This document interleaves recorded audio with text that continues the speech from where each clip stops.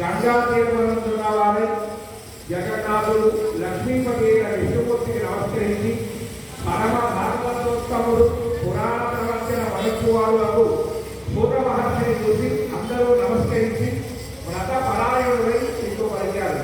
వాసుదేవత ప్రశ్నే వ్రతాన్ని బహుమత్వయ లోకాని కృపయాత్మాకం వ్రతమన్యత్వదర్శనః. ఓ సూత మహాముని, విష్ణుకాలను వివరించుతూ నీవు మాకు అనేక వ్రతాలను చెప్పావు, అట్లే ఇప్పుడు మరొక వ్రతమును గురించి చెప్పవలసిందే అని అడిగారు.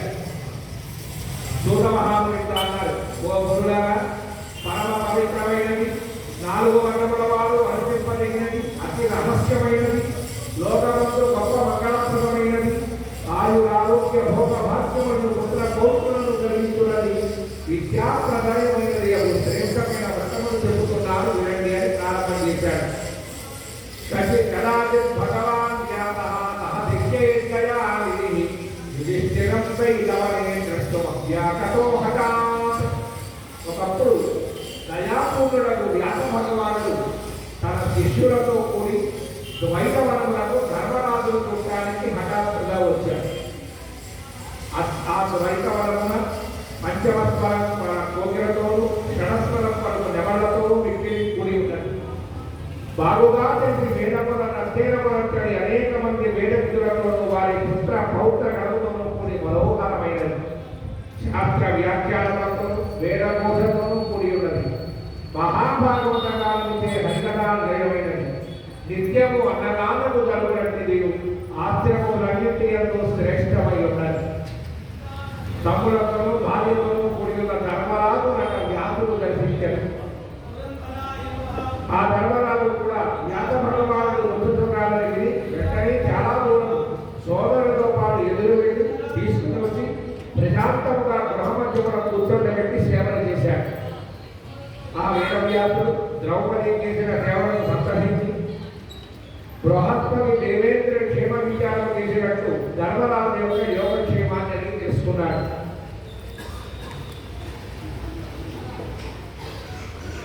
వేదవ్యాస మహాముని అడిగాడు, ఓ మహారాజు ధర్మజ క్షేమమించరా, మహావీరుడైన భీముడు సుఖముగా ఉన్నాడు కదా, అర్జునుడు నకుల సహదేవుడు క్షేమమించరా, అర్జునుడు పాశుపత మహాత్ముడు సంపాదించరు కదా అని అడిగి అనంతరం ధర్మరాజ సప్తరాయపత్రమైన విద్య రహస్యమైన వ్రతమొక్కడి కలదు పెట్టలేదు. ఆ వ్రతము ఆచరించడంతో నీకు త్వరగా మరల నీ రాజ్యము నీకు లభించును అని చెప్పాడు.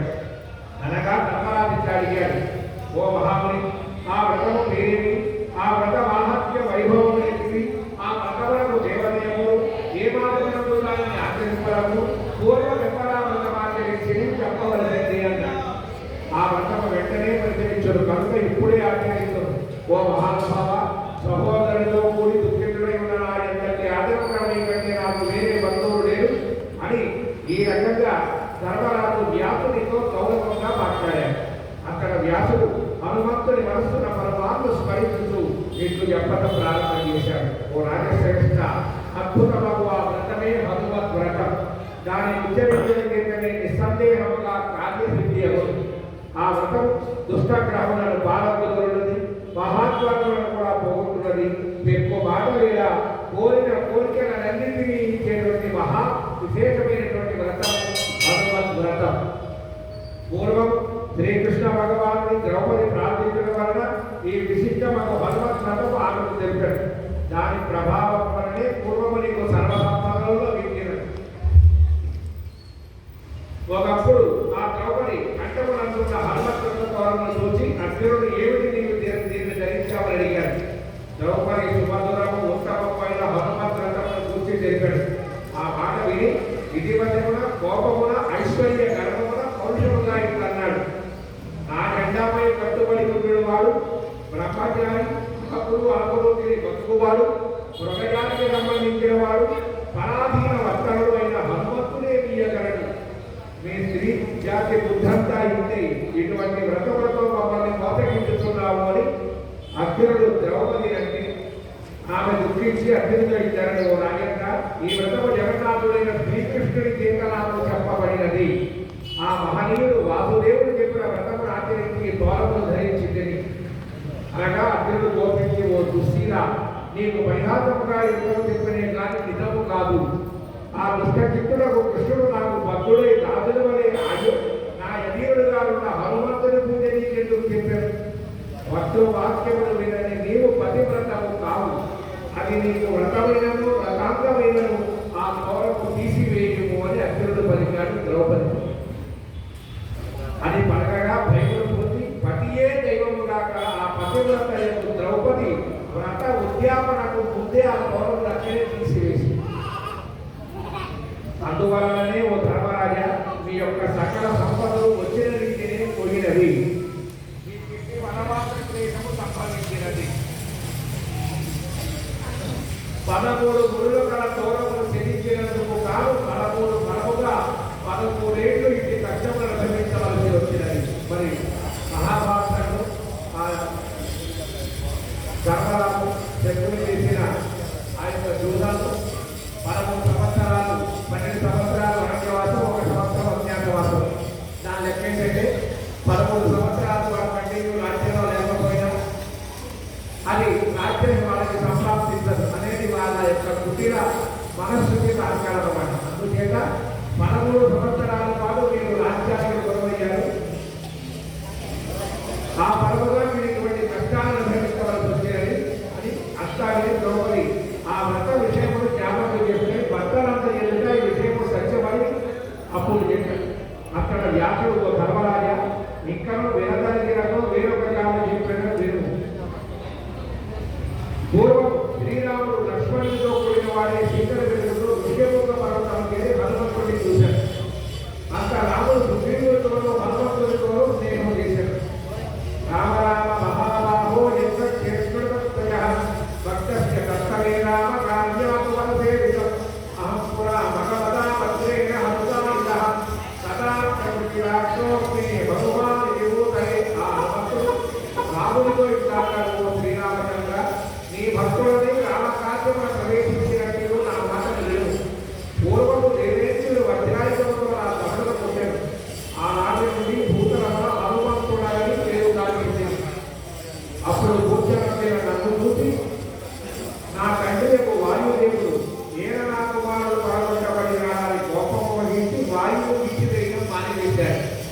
ఆ రీతిగా వాయువు లేక ప్రపంచము స్తంభించిపోవడానికి ప్రసాదు దేవతలు ప్రత్యక్షమై ఈ విధంగా పలికారు. ఓ ఆంజనేయ, నీవు చిరంజీవి వగు అప్పుడే పరాక్రములకి రామకార్యములన్నింటినీ నెరవేర్చము.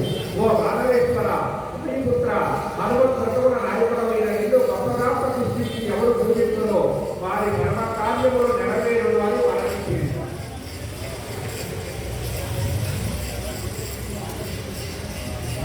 కార్యార్థి అయిన రాము ఈ వ్రతములు ఆచరింపదగినదని కూడా చెప్పాడు. ఆ వాక్యములను గుర్తు తెచ్చుకున్నాను. ఓ రామ, నీవు ఆ మాట తప్పక విను. ఎక్కడకు ఆలోచన తగదు. దీనిని సత్యముగా నించము. నీకు మనసుల లక్ష్యంతో కార్యసిద్ధికై ఆ వ్రతము ఆచరించుకోవాలని చెప్పాడు అని హనుమంతుడు చెప్పి సిద్ధంగా ఉన్నాడు. ఇక్కడ హఠాత్తుగా ఆకాశవాణి ఈ చెప్పిన విషయము సత్యమేను తెలిసింది. అట్టి ఆకాశవాణిని విని రాముడు కూడా సంతసించి ఈ వ్రతం ఆచరింపనిచ్చిన వారు హనుమంతుడితో ఇప్పుడు పలికాడు. ఓ హనుమ, ఏ రకమైన విధి ఆ వ్రతము కాదు, దాన్ని ఎప్పుడు ఆచరించగలను చెప్పబడగా వాయువంతంగా చెప్తున్నాడు.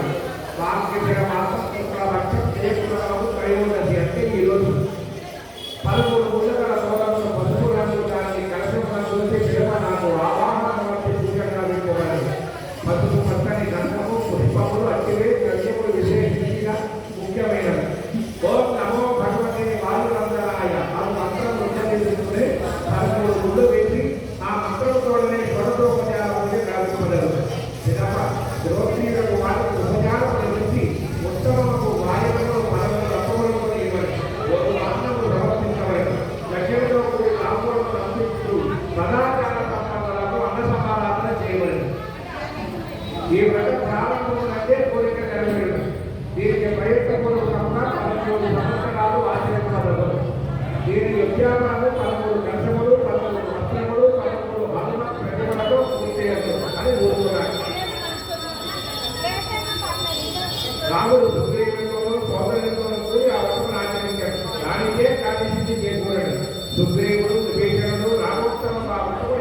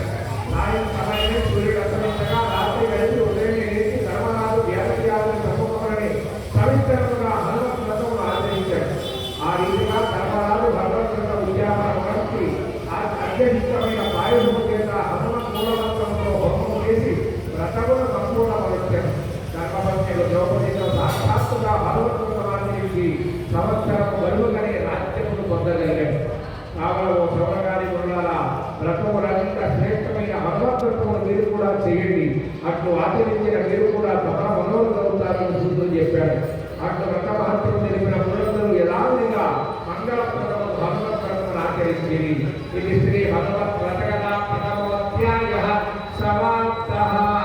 కొన్ని అక్షరాలు పక్కన పెట్టుకొని కొన్ని అక్షరాలు కష్టమైన వేసి నమస్కారం చేసుకోండి.